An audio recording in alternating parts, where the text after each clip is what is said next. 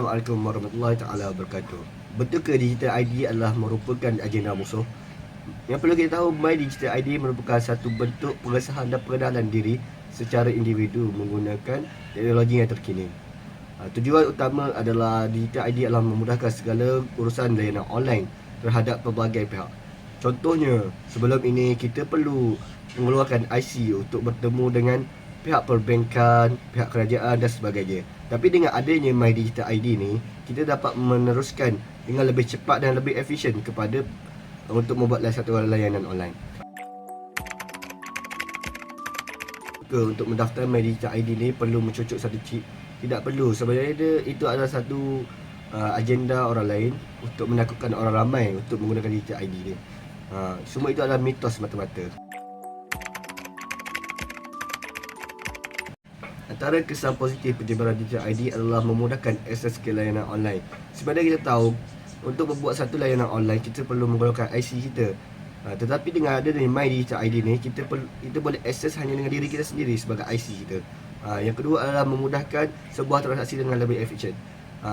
Sebelum ada yang My Digital ID ni, kita perlu melakukan berbagai perkara untuk buat satu urusan. Tapi dengan digital ID ni, kita hanya perlu menggunakan diri kita sebagai transaksi segala-galanya.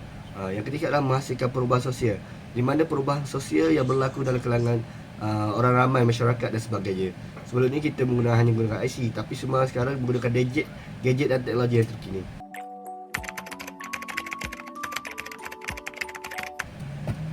Antara kesan negatif penyebaran ialah risiko keamanan cyber, di mana keamanan cyber ni sangatlah rendah buat masa sekarang kerana beramai hacker yang ada di dalam negara kita. Yang kedua ialah mengancam privasi dan autonomi peribadi, di mana privasi dan autonomi peribadi ni akan lebih terancam dalam pengurusan pihak kerajaan dan pihak swasta. Kenapa saya berkata gitu? Sebab mereka mampu mengambil pelbagai perkara peribadi menggunakan satu digital ID ni.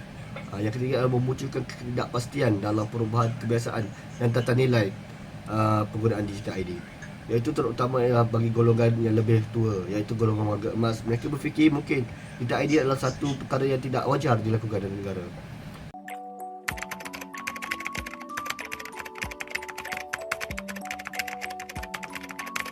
Kesimpulannya, My Digital ID adalah satu bentuk pengurusan yang baru yang dapat melancarkan dan lebih efisien dalam satu urusan.